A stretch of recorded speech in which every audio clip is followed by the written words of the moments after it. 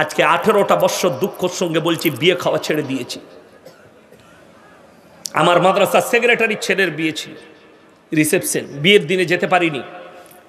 Rice মিলের মালিক, কয়েক লক্ষ টাকা খরচ, 40 থেকে 50 লাখ টাকা খরচ রিসেপশনে। আমি গেলাম, আমার মাদ্রাসার সেক্রেটারি, আমি খালি বসে রইলাম সোফাতে। কিছু বেটার এলো, স্যার কি খাবেন? আমার একটু যা খাবার আমি অর্ডার করলাম, এলাম। একটু সময় হলো, আমার সেক্রেটারি সাহেব দেখলেন যে উনি এসছেন, ইয়াসিন সাহেব মাদ্রাসার শিক্ষক। তো আমি তারপরেই আমার ড্রাইভারকে বললাম, চলো আমার টাইম হয়ে গেছে। আমি 15 থেকে 20 মিনিট ছিলাম ওখানে, পালিয়ে এলাম, খালি হাজিরিটা দিয়েছি। তার কারণ একটাই, আজকে আমরা আমাদের মা বোনকে পর্দা করতে পারিনি। তোমার যদি খাবার শখ হয়, দুটো প্যান্ডেল করো, মেয়েদের আলাদা, ছেলেদের আলাদা। আমি ইয়াসিন এমনি বলিনি, আপনাদিকে আমি দাওয়াত দিয়ে যাচ্ছি। আপনি বর্ধমান টাউনে যাবেন, মোবাইলে যেমন আমাকে চিনছেন আপনি, আমার এলাকার সব লোক চিনে, হিন্দু থেকে মুসলিম সব দোকানই চিনে।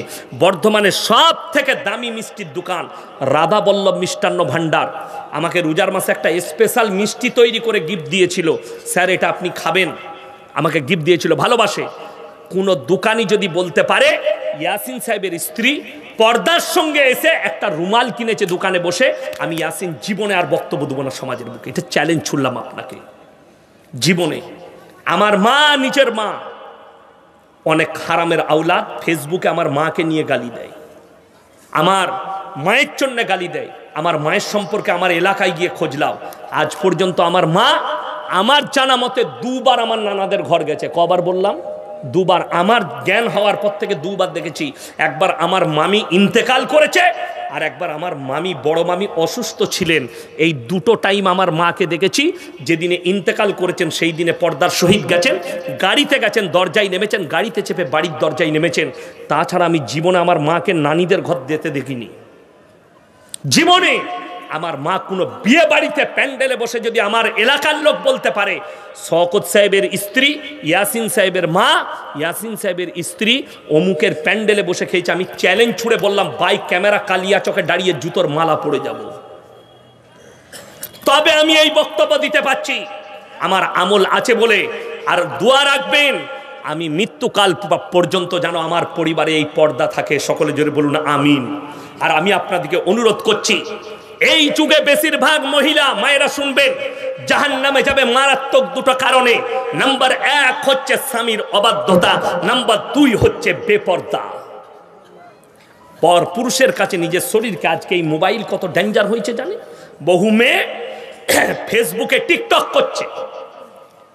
আমাকে মুর্শিদাবাদ জেলায় এক ভাই আমাকে প্রশ্ন দিল, ইয়ং ছেলে, দোষ তার নাই, সে দামি প্রশ্ন করেছে। কেন জানেন? আমার এলাকায়, আমার থানায় একটা মুসলিমদের মেয়ে নিজের শরীর বার করে টিকটক করছে, আর তার মা বাপ খুশি। কেন? তার ওই হারাম ইনকামে তার সংসার চলছে। আমি বললাম, শোনো, আমি তো জীবনে দেখি নাই সেই মেয়েটাকে, আমি জানি না, তবে আমার এলাকার শুনলাম। তারপর আমার ড্রাইভারকে জিজ্ঞেস করলাম, এলাকার মানুষকে, বললে হ্যাঁ এরকম অমুক গ্রামে একটা মেয়ে আছে, সে তার ভাইয়ের সঙ্গে নাংটা টিকটক করে, একদম নোংরা, এবং কয়েকটা মেয়ের সঙ্গে, ছেলের সঙ্গে শুটিং করে, নোংরা নোংরা ভিডিও বানিয়ে টিকটকে দেয়, টিকটক করে। আমি বললাম, তার মা বাপ যেই হোক আর আমার এলাকার হোক, হারামটা হারাম, এবং তার মা বাপ শুধু, সেই মেয়েটা শুধু জাহান্নামে যাবে না, তার মা বাপও জাহান্নামে যাবে। এইরকম বহু মুসলমান বাচ্চা বাচ্চা মেয়ে, তোমার 3 বছরের মেয়ে, 5 বছরের মেয়েকে বলছে ড্যান্স কর, আর তার ভিডিওটা ফেসবুকে আর টিকটকে ছাড়ছে, আর সে মনে করছে লোকে নাইস লেখছে, লাভ লেখছে, বিউটিফুল লেখছে, এতে আমার অনেক ভালো। আমি বলছি, তোমার ওই বাচ্চা মেয়ের তুমি যে আদর্শটা দিচ্ছ, আগামীতে গিয়ে এই মেয়েটা দেহ ব্যবসায়ী হয়ে দাঁড়াবে, এই মেয়েটাই বেপর্দা হবে, আর তোমার কথা মানবে না। তখন ওর পাপের ভাতটা এই মা বাপের ঘাড়ে চাপবে। কেউ কেউ নিজের বউকে নিয়ে টিকটক বানাচ্ছে, বউকে নিয়ে, আসসালামু আলাইকুম বলো তো, রসুল সাল্লাল্লাহু আলাইহি সাল্লাম বউদের সঙ্গে কেমন ব্যবহার করতে। বউ বলছে, আর ও হারাম করে উত্তর দিচ্ছে, দিয়ে রিলস বানিয়ে ছাড়ছে। তোর বউ জাহান্নামে যাবে, তুইও যাবি, রেহাই নাই। ইসলাম পর্দা বলেছে। আমার ফেসবুক আইডি আছে, আমি এক্ষুনি মলনাকে খুলে দিয়ে দিতে পারি, যে আপনি দেখুন তো আমি কি কি ছেড়েছি। সমস্ত খালি কিরাত পাবেন, কিরাত, মক্কার ইমামের, মিশরের কারীদের কিরাত পাবেন। আর আমার পরিচয়ের জন্য আমার 2-3টে ফটো আছে ওখানে, যে এটা আমি ইয়াসিন। তাছাড়া কিচ্ছু পাবেন না। যারা বিটির ফটো দেয়, যারা ব্যাটার ফটো দেয়, যারা বইয়ের ফটো দেয়, এদের থেকে বড় নির্লজ্জা পাপী কেউ নাই। সব থেকে দাইয়ুস কোনোদিন জান্নাতে যাবে না। দাইয়ুস পুরুষ সে নিজের বিবিকে যারা বাজারে ঠেলে দেয়। দুঃখের সঙ্গে বলছি, ইনি আমার সত্যিকারই অনেক জায়গায় দেখা হয়েছে, মুখ চেনা লোক। ইনি আমার বন্ধু মানুষ, আমার বড় ভাইয়ের মতো। উনার জুতো সুজা করতে হবে আমাকে, আমার থেকে বয়সে অনেক বড় সে। ভেবে দেখুন, আমি 1 মিনিটের লেগে বলছি ইনি আমার বন্ধু, খাস অন্তরের বন্ধু। আচ্ছা, অন্তরের বন্ধুর সঙ্গে ইয়ার কি হবে না? হবে না? মজাক হয় না? মজাক হয়। আপনারা আমাকে কি মনে করছেন ইনি কড়া মানুষ? আমি আমার বন্ধুদের সঙ্গে অনেক ফ্রি মিশি, খুব ফ্রেন্ডলি মিশি আমার বন্ধুদের সঙ্গে, ক্লাসের সাথীদের সাথে। শুনেলেন, আমি যদি আমার বন্ধুকে বলি, ভাই তোর বইয়ের ব্লাউজের সাইজ কত, সম্পর্ক থাকবে না ছিন্ন হবে? ইমানদারির সঙ্গে বলুন, ছিন্ন হবে? এরপর ভেবে দেখুন, আপনার বন্ধু খালি এতটুকু বলেছে তোর বইয়ের ব্লাউজের সাইজ কত, আপনি সম্পর্ক ছিন্ন করলেন। অথচ আপনার ওই বিবি কালিয়াচকে গিয়ে একটা পর পুরুষ কাপড়ের দোকানে বসে আছে, তাকে বলছে দাদা আমার একটা 36 সাইজের ব্লাউজ দাও, তখন তোকে লজ্জা লাগে না? কিছু বুঝাতে পারলাম আমি?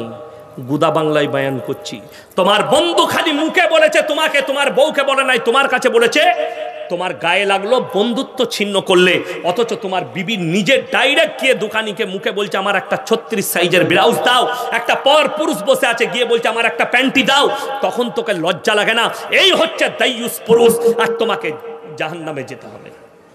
আমার ভাই, যদি মনে করেন আমার বিবি, আমি আগস্ট মাস থেকে জলসা শুরু করেছি 28 তারিখ পর্যন্ত, কালকে আমার 5 গ্রামে জলসা আছে, তারপরেও আজকে আমি রাত্রে বাড়ি ফিরবো, আবার 5 গ্রাম আসবো। পরশু আমার আবার ভগলদিঘির কাছে জলসা আছে, আমি বাড়ি ফিরবো, আবার আসবো আমি জলসা করতে। আমার গাড়ির পেছনটা গিয়ে দেখুন, আমি রমজানের বাজার করার সময় পাইনি, আর পাবও না। 28 তারিখ পর্যন্ত জলসা আছে, লাস্ট জলসা কালিয়াচকে করব, তারপরের দিন তারাবি স্টার্ট। আমার ভাই, খুব ভালো করে আমার গাড়িতে গিয়ে দেখে আসুন, আমার পুরো 1 মাসের বাজার, রমজান মাসের বাজার আমার গাড়িতে তোলা আছে। আমি সুজাপুরে বাজার করে ঘুরে এখানে এলাম, বিশ্বাস করুন। সুজাপুরে গিয়ে গোটা ঘরের যে বাজারটা, রেশনটা লাগবে রমজান মাসে সব করে নিলাম, তারপরে এখানে এলাম। তাহলে আমার বিবিকার বাইরে যেতে হবে? পরশু 3 দিন আগে আমি ইটাই রায়গঞ্জে যাচ্ছিলাম, তো আমার গিন্নি ফোন করে বললে যে ঝাঁটা নাই বাড়িতে।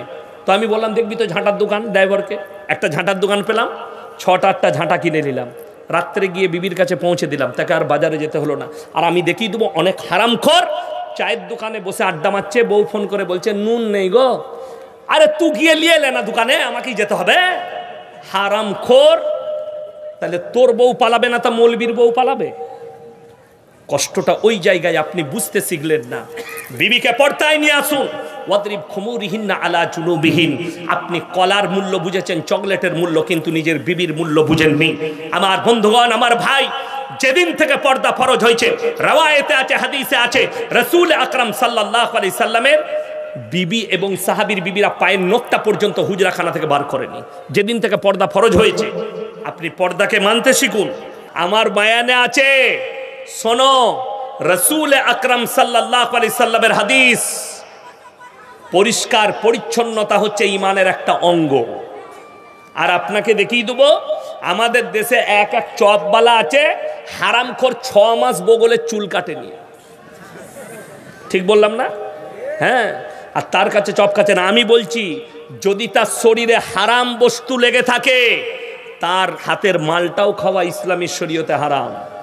আমি খালি চিন্তা করি, আর বগলের চুলে যদি মরচে পড়ে যায়, যদি শোরুমের হাল হয়, তাহলে গোডাউনের অবস্থা কত খারাপ। কথাটা বুঝতে পারেননি? আপনারা কি মনে হচ্ছেন হাসির কথা বলছে? মারাত্মক কথা। আর রাসূল সাল্লাল্লাহু আলাইহি সাল্লাম বলেছেন, তোমরা 40 দিন আগে নিজের লাভির নিচের আর বগলের চুলকে পরিষ্কার করো, নারী এবং পুরুষ। নবীজি বললেন, মোষ ছোট, দাড়ি বড় হবে, নখ ছোট হবে, দুটো জায়গা বগলের এবং লাভির নিচের চুল পরিষ্কার করো। আমাদের দেশের কিছু লোক আছে হারামখোর, অনেক মেয়ে আছে, ভালো করে ভুরু ফিল আপ করছে, গালের চুল পরিষ্কার করেছে, হাতের লোম পরিষ্কার করেছে, পায়ের, কিন্তু বগলের করেন। এটাকে স্ট্যান্ডার্ডই বলছে, হারাম। এটা কে বলবে? উলামারা বলবে। আপনি অনুসারী হয়েছেন বেঈমান আর কাফেরের, আর তারা এত সুযোগ নিয়েছে, ঘরে ঘরে হারাম জিনিস ঢুকিয়ে দিয়েছে। তা না হলে মুসলমান মহিলা কি করে নেল পালিশ লাগাতে পারে? কথাটা বুঝতে পারেননি? বিয়ে হোক যাই হোক, আপনি রুখতে পেরেছেন মেয়েদের নেল পালিশ? আজকে রুখতে পেরেছেন নিজের বিটিকে, নিজের বিবিকে, নিজের বোনকে? কেউ রুখতে পেরেছে আজকে মেলাতে যাওয়া? যে মেলা বসিয়েছে, ছেলে মেয়ে এক কাছে হয়েছে। কালকের জলসায় আমি স্টেজে চাপছিলাম না, পালিয়ে আসছিলাম, ইটাহারে ছিলাম। এত বেয়াদবি, একটা লোক মজমাই নাই। আছে কোথায়? সব মেলাতে। আজকে তো আলহামদুলিল্লাহ আপনারা এতগুলো মানুষ বসেছেন, এটা মালদা জেলার একটা খুশুসিয়াত। জলসায় এলে আমি এই এলাকায় দেখেছি অনেক শ্রোতা পাই, এটা আলহামদুলিল্লাহ, আল্লাহর কৃপা, এটা আল্লাহর দয়া। কালকে জলসার স্টেজে লোক নাই, লোক আছে মেলাতে। আমি যাওয়ার পরে তাও কিছু লোক এসে বসলো, জানি না কেন এসে বসলো। লাস্টে মাদ্রাসার আদায় করলাম, আমার ভাই, আমি তাদেরকে কঠিনভাবে ধুলাই দিলাম যে এইভাবে আমাদের মতো বক্তাকে ডেকে বিয়াদবি করবেন না। স্টেজে লোক নাই, মেলাতে লোক বসে আছে, আর আপনি বলছেন আলেমদের অবদান কি? আলেমদিকে অবদান করতে দাওনি, আলেমদিকে কথা বলতে দেয়নি, আলেমদিকে আটকি দিয়েছ। আজকে যদি আল্লাহ রাসূল সাল্লাল্লাহু আলাইহি সাল্লাম যে ওয়ারিসকে রেখে গেছেন, যে উলামা দিকে রেখে গেছেন, এদিকে যদি ওই জায়গাটা দিতেন, আজ সমাজে সুদটা হালাল হতো না, আজকে মদটা হালাল হতো না, আজকে নেশাগ্রস্ত জিনিস হালাল হতো না। আমরা এত বলার পরেও আজ পর্যন্ত আমার মনে হয় 70% লোকও বিড়ি সিগারেট গুটকা ছাড়তে পারেনি। তার কারণ অনেক আছে। যদি বলেন কে, তার কারণ হচ্ছে আলেম। যদি বলেন কেমন করে, আমি 1 মাস আগে জলসায় যাচ্ছিলাম হরিশ্চন্দ্রপুরে, তো এক জায়গায় চাঁচল পেরিয়ে দাঁড়ালাম, চায়ের দোকানে চা খাবো, রাস্তায় চা খাওয়া হয়নি, ড্রাইভারকে বললাম দাঁড় করাও। তো ঢোকার পরে একজন ভদ্র ছেলে, ইয়ং ছেলে, সে বললে হুজুর চায়ের পয়সা আমি দেবো। এমন দাও। তো চাটা খাওয়ার পরে সে কি বলছে জানেন? হুজুর একখান সিগারেট দেবো। আমি সিগারেট কি ব্যয়? দোষটা কিন্তু তার নয়। আমি বললাম বাবা, এ তো হারাম জিনিস, আমাকে বলছো কেন? আমি আলেম মানুষ না, তুমি মজাক করছো? বলছে হুজুর আমি মজাক করিনি। বলে কেন? বলে আমাদের ইমাম সাহেব খায়। আমি বললাম তাহলে দোষ এই বাবুর নাই। কথাটা বুঝতে পারেননি? তখন আমি জিজ্ঞেস করলাম যে ইমাম সাহেব কি কি করে? বলে আমাদের ইমাম সাহেব ভালো তাবিজ দেয়। আমি তখন বুঝতে পারলাম ও জিলাপি হুজুর, তা না হলে তো সিগারেট খাবে না। কথাটা বুঝতে পেরেছেন? দোষ কার? ওই জন্য কোরআনে বললাম আমার মতো 100টা ইয়াসিন ধরা পড়বে কিয়ামতের দিনে, 100টা মৌলবি ধরা পড়বে। সমাজকে যারা প্রতারণা করেছে, ধোঁকা দিয়েছে, প্রবঞ্চনা করেছে, বিসমিল্লাহ। আর শুনে রেখে দেন, আগামীতে বলে যাচ্ছি, এ আমার বন্ধুগণ, যারা নামাজ পড়েন না হাত তুলে আজ থেকে বলুন তো 5 ওয়াক্তের নামাজি হব ইনশাআল্লাহ। এ হাত তুলেন, এ তাড়াতাড়ি হাত তুলেন, জোরে বলুন ইনশাআল্লাহ।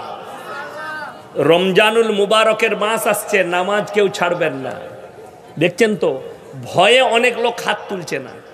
আর এরা বলছে আলেমদের অবদান কি? এরা মনে করছে ইনশাআল্লাহ বলে দিলে সালা ফেরে পড়ে যাবি, রাখতেই হবে, তাই না? আরে ভাই ইনশাআল্লাহ বলুন। ইনশাআল্লাহ যদি বলেন, আর আলেমদের যদি অবদান শুনেলেন, আলেমদিকে যদি ওই জায়গাটা দেন, যে জায়গা আমার রসুল দিয়েছে, যে জায়গা আল্লাহ দিয়েছে, আমাকে ইয়াসিনকে বক্তব্য দিবার প্রয়োজন পড়বে না। এই আলেমরা বক্তব্য দিনই যথেষ্ট, তোমার মসজিদের ইমাম মেম্বারে যথেষ্ট। তোমার আজকে দুঃখটা কোথায় জানেন? এই ইমামকে আপনি 7,000 বেতন দিচ্ছেন, ইয়াসিন সাহেব বলেছে 20,000 অ্যাকাউন্টে ভরে দাও, আপনি আগে ভরে দিয়েছেন। আজকের এই জলসায় 5খানা বক্তা, ঠিক বললাম না ভুল বললাম? ফজর পর্যন্ত জলসা হবে। সভাপতি সাহেব এত টাকা খরচ, এত টাকা বাজেট আপনি দিতে পেরেছেন, কিন্তু দুঃখ লাগে একটা ইমাম দাঁড়িয়ে মেম্বারে বলে আমি 1 বছর হয়ে গেল, দাদা আপনারা চিন্তা করবেন আমার 1,000 টাকা বেতন বাড়ালে ভালো। তখন বলবে আমরা মিটিং করে দেখব। তো তুই মার খাবি না, কবরে থেকে খাবে? কথাটা বুঝতে পারেননি? 4 লাখ টাকা খরচ করে। আমার আগের বক্তা যিনি বায়ান করছিলেন, উনি আমার বর্ধমান জেলায় বুখারি পড়ায়, সিয়ারা বাজার মাদ্রাসায়, শাইখুল হাদিস। ওনার বাড়ি হচ্ছে কোচবিহার, আমি দিনহাটা, ওনার এলাকায় আমি জলসা করতে গেছি। 23শে জানুয়ারি আমাকে ফোন করেছে, আমি বললাম 45,000 টাকা লাগবে, অ্যাকাউন্টে ভরে দিয়েছে। গিয়ে দেখলাম সেই জলসায় কয়েক লক্ষ টাকা খরচ, অথচ ইমামের বেতন মাত্র 7,000। কতটা দুঃখ লাগে। তাইলে আপনি আলেমকে মর্যাদা দিতে পারেননি। বিশ্বাস করুন, যাদের মনে হচ্ছে ইয়াসিন সাহেব কেন 20,000 নিচ্ছে, 25,000 নিচ্ছে, আমি ফ্রি জলসা করব গোটা বৈষ্ণবনগর থানায়। আমি মৌলবি শওকতের বেটা মৌলবি ইয়াসিন এলান করে যাচ্ছি, ফ্রি জলসা করব, তোমার ইমামের বেতন 20,000 করে দেখাও। যদি বলেন আমরা তো জলসায় 3 লাখ টাকা দিয়ে খরচ করে জলসা করছো, আপনি বলুন তো ইমামকে 15,000 বেতন দিলে কত লাগবে? কথা বলে না, কথা বলে না, বছরে কত লাগবে? 1,80,000। আর জলসায় খরচ করছেন 4 লাখ, বাঁচবে কত? 2,20,000 বেঁচে যাবে। ইমামকে 15,000 বেতন দিতে পারেননি, 20,000 করে বেতন দেন। আমি ইয়াসিন ফ্রি জলসা করব, তার মানে আমি আর জলসাই করবো না, আমি তো এসে এখানে ইমামতি করবো 20,000। কথাটা বুঝতে পারেননি? 20,000 বেতন পাবো, রাঁধা ভাত পাবো, ইজ্জত পাবো, কিন্তু বড় কষ্টের বিষয় আপনি আলেমের মর্যাদা চিনতে পারলেন না, যার কারণে আজকে সমাজ আলেমকে তুচ্ছ করার কারণে হারাম জিনিসগুলো হালাল হয়ে গেল। আলেমকে আলেমের জায়গা দিতে পারেননি বলে হারাম জিনিসগুলো হালাল হয়ে গেল। তা না হলে আপনাকে আমি এই বৈষ্ণবনগর থানায় দেখাবো, কালিয়াচক বাজারে দেখাবো, সুজাপুর বাজারে দেখাবো, আপনাকে দেখিয়ে দেবো আমি ভিটিআর মোড়, ফারাক্কার মোড়ে দেখাবো। মুসলমান লটারি কাটছে, মুসলমান লটারি বিক্রিও করছে। লটারি হারাম না হালাল? এ মুসলমান জানে, তারপরেও কারবার করছে। তাহলে আপনি আলেমকে সম্মান দেননি। যদি সম্মান দিতেন, আজ থেকে ইয়াসিন সাহেব বলেছে লটারি হারাম, আজ থেকে উলামারা বলেছে লটারি হারাম, তার মানে আমার গ্রামে যে লটারি বিক্রি করবে তাকে বয়কট করো। পেরেছেন বয়কট করতে? পারেননি। কেন? সে আপনার চাচা, সে আপনার চাচতো ভাই, সে না হলে মামাইতো ভাই, আপনি বয়কট করতে পারেননি। আর শুনে রেখে দেন, আলেমদের হাতে যদি রাজত্ব যেত, উলামাদের হাতে যদি রাজত্ব যেত, হযরতে উমরে ফারুক রাদিয়াল্লাহু তাআলা আনহু তেনার সন্তানকে বললে গাছে বাঁধো, সাহাবীরা বললেন এ আমিরুল মুমিনিন, এটা আপনার সন্তান। হযরতে উমর ফারুক বললেন আজকে যদি আমার সন্তান বলে ছেড়ে দাও, এর থেকেও বড় পাপ করবে, তাই একে যেটা ইসলামের শাস্তি আছে একে কোড়া মারো শাস্তি দাও। জোরে বলুন সুবহানাল্লাহ। আজকে বড় কষ্ট লাগে যদি নেতার বেটা এমএলএর বেটা ধর্ষণ করে পার পেয়ে যায়।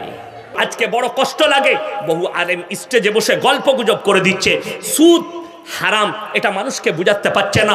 আজকে আপনাকে আমি অনুরোধ করে যাচ্ছি, প্রত্যেকটা মুসলমান ভাইকে, আপনি আপনার ইমামকে ফুল পাওয়ার দেন, আপনি হারাম হালালের বয়ান করুন, দিন আর বাতিলের বয়ান করুন, ইমামকে যোগ্য সম্মান দেন। আরে আমাদের কওমের লোক তো ইমামকে এসে বলে মৌলভী সাহেব মসজিদটা ঝাড়ু লাগাননি, বলে না? বলে না? তো লজ্জা শরম নাই? তুই লাগালি না? আপনি জানেন মসজিদে ঝাড়ু লাগালে কত নেকি? আরে আলেম দিকে জিজ্ঞেস করুন, যারা মসজিদে আজান দেয় মুয়াজ্জিন, তাদের গলাটা সব থেকে উঁচু হবে কিয়ামতের ময়দানে। জোরে বলুন সুবহানাল্লাহ। আর আপনি আজান দিতে লজ্জা পান, আপনি আপনার আজান দিতে লজ্জা লাগে, আপনার ঝাড়ু লাগাতে লজ্জা লাগে। আমি যখন গুজরাটে পড়তাম মাদ্রাসা জামিয়াতুল কিরাত কাফলেতায়, তো আমি প্রত্যেক দিন গোসল টোসল করে খানা খাওয়া হতো ছুটির পরেই, জোহরের আগে আধ ঘন্টা আগে গোসল করতাম, আজানের আগে মসজিদে ঝাড়ু লাগাতাম। পুরো বড় মসজিদ যেখানে 1000 ছাত্র নামাজ পড়তো, আমি ঝাড়ু লাগাতাম প্রত্যেক দিন। আমার উস্তাদে মোহতারাম হযরত কারি ইসমাইল বিসমিল্লাহ, তিনি অসুস্থ, আল্লাহর কাছে দোয়া করি আল্লাহ তিনাকে সুস্থতা দান করুক, বলুন আমিন। সেদিনে ফোন করেছিলাম যে हजरत मेरा एक भतीजा है, उनको आपके मदरसा में दाखिला कराना है हिफ्स के लिए। तो बोले भाई कोटा खाली नहीं है और मेरा तबीयत ख़राब है, मेरे बेटे से बात कर लो। तो আমি ওনার ছেলেকেও ফোন করেছিলাম, বললে কোনো কোটা খালি নেই, পরের বছরে ইনশাল্লাহ নেব।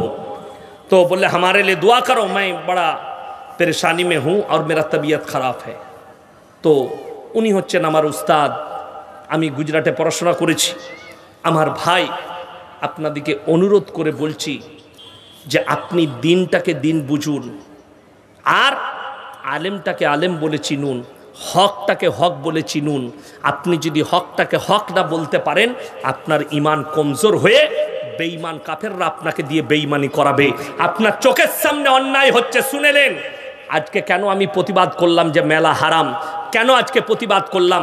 যারা কমিটির ভাই আছে, যারা জলসা দিয়েছে, তারা নামাজ পড়বে। কেন জানেন? আমি হকটা বলতে পেরেছি। এই কমিটির ছেলেরা মাথা নিচু করে আজকে আমার হকটা শুনেছে। এদের জন্য আমার জান থেকে দোয়া রইল, আল্লাহ তুমি এই ভাইদের জানে মালের হেফাজত করো। যারা আমাকে প্রতিবাদ করেনি, যারা আমার বায়ানের মতো করে বায়ান করতে দিয়েছে, আমার মন ভরে কোরআন হাদিস বলতে দিয়েছে, তাদের জন্য এই কমিটির প্রত্যেকটা যুবকের জন্য আমার দোয়া, আল্লাহ এদের জানে মালে ইজ্জতে বরকত দাও, এদের কারোবারে বরকত দাও, ব্যবসায় বরকত দাও। আর সর্বপ্রথম দামি দোয়া হচ্ছে, আল্লাহ তুমি এদিকে 5 ওয়াক্তের নামাজি করে দাও। আপনি হালালটাকে হালাল বলতে শিখুন, এই আলেম দিকে অধিকার দেন। আপনি বলুন, হকটা বলুন। হকটা বললে সমাজ পরিবর্তন হবে। আজকে জেনে রেখে দেন, আজকে বেপর্দা হয়ে গেছে। পর্দা করা ফরজ না ফরজ লয়? আমাদের সমাজে 100টা ফ্যামিলির মধ্যে 80টা ফ্যামিলিতে আজকে পর্দা নেই।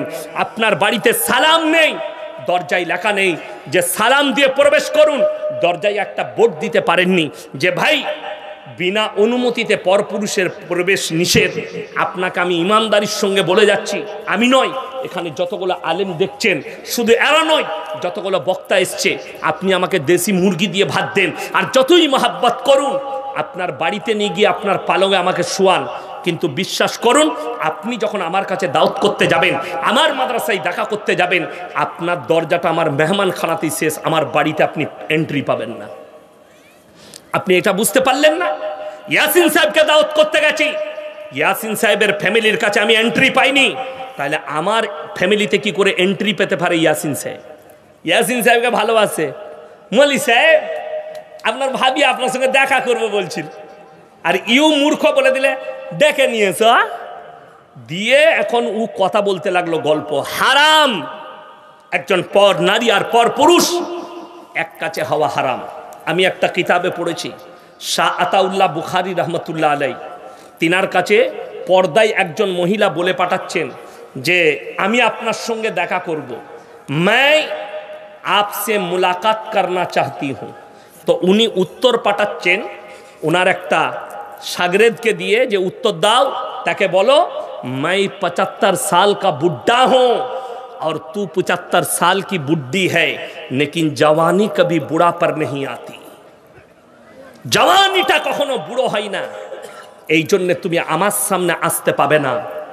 আমার বন্ধুগণ, ইয়াসিন আপনার যতই জিগরি দোস্ত হোক, আপনি আমাকে ভালোবাসতে পারেন, কিন্তু কখনো আপনার স্ত্রী বেপর্দা হয়ে আমার সামনে আসতে পাবে না। এটা ইসলাম, পর্দাকে ফরজ করা হয়েছে। আজকে মুসলমান আমাদেরকে অধিকার দেননি বলে, একটা ইমামকে অধিকার দেননি বলে, আপনার কাছে 1 টাকা চকলেটের মূল্য আছে, কিন্তু আপনার বিবির মূল্য আপনার কাছে নেই, আপনার বোনের মূল্য আপনার কাছে নেই, আপনার বিটির মূল্য আপনার কাছে নেই। 1 টাকা চকলেট যদি কেউ রাস্তায় প্লেটে করে খুলে বিক্রি করে, আপনি কিনবেন? ধুলো পড়েছে, মাছি বসেছে, আপনি ওই চকলেট কিনবেন না, ইজ্জত নষ্ট হয়ে গেছে। ভেবে দেখুন, আল্লাহ তাআলা এই কোরআনে পুরুষদের নামে কোনো সূরা নেই, সূরা নিসা মায়েদের নামে একটা সূরা অবতীর্ণ করেছে। আল্লাহ তাআলা নারীদের কত ইজ্জত দিয়েছে। আল্লাহ তাআলা সূরা নিসায় বলেছেন, ওয়াদরিব খুমুরহিন্না আলা জুনুবিহিন, হে নারী তুমি পর্দা নির্ধারিত করো, তোমরা কোনোদিন ধর্ষিতা হবে না, তোমরা কোনোদিন লাঞ্ছিত হবে না। দুঃখ লাগে, আমার মা দিকে বলছি, তুমি যদি বাজারে একটা কলা কিনতে যাও আর সেখানে দেখবে কলাটা ছিলে বিক্রি করছে, সেই কলা আমার এই মাই কিনবে না। ঠিক বললাম না ভুল বললাম? ধুলো পড়েছে, মাছি বসেছে, হে মা, একটা কলা যদি ছিলে দিলে তার ইজ্জত নষ্ট তোমার কাছে হয়ে যায়, আল্লাহ তোমার কত ইজ্জত দিয়েছে। রাসূল আকরাম সাল্লাল্লাহু আলাইহি সাল্লাম রাস্তা দিয়ে পেরিয়ে যাচ্ছেন, হাতেম তায়ের বিটি একজন মুশরিকের বিটি যাচ্ছে, নবীজি নিজের মাথার পাগড়িটা খুলে তার মাথায় ঢাকা দিলেন, গায়ে ঢাকা দিলেন। সাহাবীরা বললেন, ইয়া রাসূলুল্লাহ, এটা মুশরিকের বিটি। নবীজি বললেন, শোনো, আমি মেয়েদের মাথা ঢাকতে এসেছি, খুলতে আসিনি। জোরে বলুন সুবহানাল্লাহ। আল্লাহর নবী ঢাকা শিখিয়েছেন, আর আপনি আপনার বিটিকে একটা ছোট পোশাক এনে দিলেন ঈদের দিনে পড়বার জন্যে। আপনি একটা আপনার মেয়েকে জলসায় পড়ে ঘুরবার জন্য, মেলায় ঘুরবার জন্য একটা ছোট পোশাক এনে দিলেন। কত দুঃখ লাগে, কত বেদনা লাগে। চ্যানেলে झमेला चलছে, डिबेट चलছে, क्यों मुसलमान बच्ची को बुर्खा पढ़ाया जाता है, पहनाया जाती है, क्यों इनको हिजाब पहना रही है, ये तो जुल्म है लड़कियों के ऊपर। अरे मेरे दोस्त, तो तुम नंगा घूमो यार, तुमको किसने मना किया? तुम नंगा घूमो। जे मेয়েরা বলছে মুসলিমদের মেয়েদিকে জোর করে হিজাব পরানো হচ্ছে, তোমাকে বলবো তুমি ন্যাংটো ঘুরে বেড়াও। উর্ফি জাবেদ বলে একটা মেয়ে আছে জানেন, মুম্বাইয়ের, সে সবসময় ন্যাংটো ঘুরে বেড়ায়। তা আমরা কোনো প্রতিবাদ করেছি? সে গুল্লি পাতা, সে তার জবাব আল্লাহকে দেবে, আমরা আমাদের জবাব আল্লাহকে দেবে। আচ্ছা বলুন, উর্ফি জাবেদ আমাদের চলার পথ না আল্লাহ রসুল চলার পথ? আল্লাহ রসুল সাল্লাল্লাহু আলাইহি সাল্লাম। তাইলে আপনি এদের দিকে, গোবরখোর মুতখোরদের দিকে ধ্যান দিবেন না, কি বুঝলেন? আচ্ছা কেউ মুত খাচ্ছে, দিয়ে একজন বললে মুত খেলে করোনা ভালো হবে। এই দেখবেন মোবাইলগুলোতে যখন করোনার সময় চলছিল, তখন দেখবেন ফোন করলেই একটা রিং বেজে উঠছিল, কার গলা? অমিতাভ বচ্চনের। आप लोग कोरोना से बचिए, अपना घर से मत निकालिए। ও হারাম করে দি করোনা হইল, নাকে অক্সিজেন লাগিয়ে হারাম করে হসপিটালে শুয়েছিল লীলাবতীতে। কি ব্যাপার বলে অমিতাভ বচ্চনের করোনা হয়েছে, তাহলে ওর আর অ্যাড দিয়া চলে? চলে না। আর আমাদের হয়নি কেন বলুন? শুনেলেন, এই মৌলবীদের হয় নাই, তার কারণ আমরা বিশ্ব স্বাস্থ্য সংস্থার কথা মেনে চলেছি। ওয়াও, বিশ্ব স্বাস্থ্য সংস্থা বলেছিল যারা বেশি বেশি হাত মুখ পা ধৌত করবে তাদের কোনোদিন করোনা হবে না। আমরা 5 ওয়াক্তের নামাজ পড়ি না? হাত ধুই না, মুখ ধুই না, পা ধুই না। জোরে একবার বলুন সুবহানাল্লাহ। আমরা 5 ওয়াক্তের নামাজে 5 বার চেহারা ধুয়েছি, করোনা আমাদেরকে স্পর্শ করেনি। আমাদের দেশের স্বরাষ্ট্রমন্ত্রী সাহেব অমিত শাহজি কাঁচের ঘরে বসছিল, চারিদিকে ঘেরা, টিভি লাগানো, হাতে মুঞ্জা, মুখে মাস্ক, চারিদিকে দেখছিল কোথায় কি চলছে। বাইরে বেরোনোর ক্ষমতা নাই। আর আল্লাহর কৃপায় বাইরে বেরিয়ে এলাকায় ঘুরে মানুষের সেবা করেছি, আর হাত ধুয়ে উজু করে নামাজ পড়েছি। আমি বলছি, নামাজ হচ্ছে মারাত্মক জিনিস, সূরা ফাতিহা হচ্ছে সমস্ত রোগের শিফা। উজু করুন। আচ্ছা বলুন, আপনাদের কি মনে হচ্ছে আমি কোনো ক্রিম ব্যবহার করেছি? স্টেজে যখন এসছি ফেয়ার অ্যান্ড লাভলি লাগাইছি নাকি? তবে আমার সঙ্গে মেকআপ ম্যান এসছে, এই মৌলবীর গালে হাত দিয়ে দেখুন, ইনি ফেয়ার অ্যান্ড লাভলি লাগাইছে? লাগাই নাই। আমাদিকে কিচ্ছু লাগাতে হয়নি। আমাদের কাছে সব থেকে দামি ক্রিমটা আছে পৃথিবীর, সেটা হচ্ছে 5 ওয়াক্তের নামাজে 5 বার উজু। যারা 5 ওয়াক্তের নামাজি হবে, আল্লাহ তাদের চেহারার নুরানিয়াতকে বাড়িয়ে দিবেন। জোরে বলুন সুবহানাল্লাহ। আপনি 5 ওয়াক্ত, যারা যুবক আছেন তাদেরকে লাস্ট কথা বলবো, তুমি যদি মমিন চিনতে চাও, কি বললাম, মমিনা মেয়ে কে আছে এটা যদি চিনতে চান, খালি বলে দেন যে ছেলের সঙ্গে তোমার বিয়ে হবে সে দাড়ি রেখেছে, দাড়ি আছে, 5 ওয়াক্তের নামাজি। যে মেয়ে বলবে দাড়িওয়ালা নামাজি ছেলের সঙ্গে বিয়ে করব না, জানবে ওই মেয়েটা মমিনা হতে পারে না। আমার অন্তরের বন্ধু, অনেক মুসলমান চাষের বাহানা দিয়ে রোজা রাখে না, তাদেরকে কি বলবে? আল্লাহু আকবার। দেখুন, 2 বছর আগে একটা ফটো ছেপেছিল আনন্দবাজার পত্রিকায়। আমার বাড়িটা হচ্ছে দিল্লি রোডের ওপরে, Kolkata two Delhi road, NH2, ভারতের 2 নম্বর জাতীয় সড়কের ওপর আমার বাড়ি। তো বর্ধমান টাউন ঢোকার আগে ফাগুপুর বলে একটা পার্কিং আছে, অনেক গাড়ি দাঁড়ায়। যেমন দেখবেন এখানে টোলটা পেরিয়ে, কালিয়াচকের আগে যে টোলটা আছে, টোলটা পেরিয়ে পার্কিং আছে না নাই, ওই রকম পার্কিং আছে, সেখানে অনেক গাড়ি দাঁড়ায়। তো উত্তরপ্রদেশের একজন মুসলিমদের গাড়ি গ্যাসের ট্যাঙ্কার চালায়, সে বেচারা দাঁড়িয়ে ওখানে ইফতারি করে মাগরিবের নামাজ পড়েছে। তার মানে সে সারা রাত গাড়ি চালায়, অথচ সেহরি করছে, রোজা রাখছে। আমাদের দেশের মুসলমান, আচ্ছা বলুন, আপনার শরীর যদি অসুস্থ হয়, এই গ্রামটাই যে এলাম, একটাই রাস্তা না আরও রাস্তা আছে? রাস্তা আছে। আপনি যদি বলেন নিচে করে আমি অসুস্থ, রোজা রাখতে পারিনি, আপনার কথাটা 1 মিনিটের লেগে ধরে নিলাম আপনি অসুস্থ। কিন্তু জানেন, যদি আপনি অসুস্থতার কারণে রোজা রাখতে না পারেন, তাহলে আপনাকে করতে হবে ফিদিয়াতুন তাআমু মিসকিন। কোরআনে আছে, মিসকিনকে ফিদিয়া দিতে হবে। কোন মাদ্রাসায় যাও, আমার সারা মাসে 4,500 টাকা খরচ হতো, এই টাকাটা রেখে দাও, ফিদিয়ার জন্য রোজা রাখতে পারিনি। আমার একজন ফুফুইতো ভাই হয় সম্পর্কে, তো আমার মাদ্রাসায় এসে বসে, আমার আব্বাকে বলছে, আমাদিকে বলছে, ডাক্তারে না পেটে পাথর হয়েছে, মানা করেছে। আমার তোমার অসুবিধা নাই, মাদ্রাসার ছেলে আছে, ফিদিয়া দিয়ে দিবে। কত করে লাগবে ভাই? তুই কিরকম খাস তুই জানিস? বলে মোটামুটি ধরে লাও আমি যা খাই 150 টাকা হবে। আমি 4,500 টাকা দিয়ে দিবি। প্রথম রমজানের দিনই দেখছি সেহরি খেয়ে ফজরের নামাজ পড়তে চলে এসছে। আমি তুই যে বললি রোজা রাখতে পারবো না, না ভাই যা হবে রেখে দেবো, যে টাকা বলেছি। এই আমি বলে যাচ্ছি, যারা চাষের বাহানা দিচ্ছেন, হবে না, টাকা দিতে হবে, মাদ্রাসায় টাকা পৌঁছাবেন মৌলভী সাহেবের কাছে, যে আমার রোজা রাখার টাকা। দেখবেন একটা মালও আর ছাড়বে না রোজা, আমি খাবো। আল্লাহ মাফ করুক আপনাদেরকে, আমাদের সকলকে। রোজা কেউ ছাড়বেন না। ইচ্ছাকৃতভাবে কেউ যদি একটা রোজা ছাড়ে, সারা জিন্দেগি রোজা রাখলে একটা রোজার মাসুল দিতে পারবে না। ওই জন্য রোজা অবশ্যই রাখবেন, রোজা ছাড়া যাবে না। আপনি আল্লাহর কাছে কি জবাব দিবেন মরণের পরে? আপনি বলুন, অন্তরের খবর আল্লাহ জানেন না? জানেন না? কথা বলে না, অন্তরের খবর আল্লাহ জানেন না? আল্লাহ অন্তরের খবর জানেন। তো আপনি যদি আজকে গোপন করতে চান, আল্লাহর কাছে আপনি পাকড়াও হবেন না, হবেন না বাবা? আল্লাহ সব জানেন। ইন্নাল্লাহা লা ইয়াখফা আলাইহি শাইউন ফিল আরদি ওয়ালা ফিস সামা।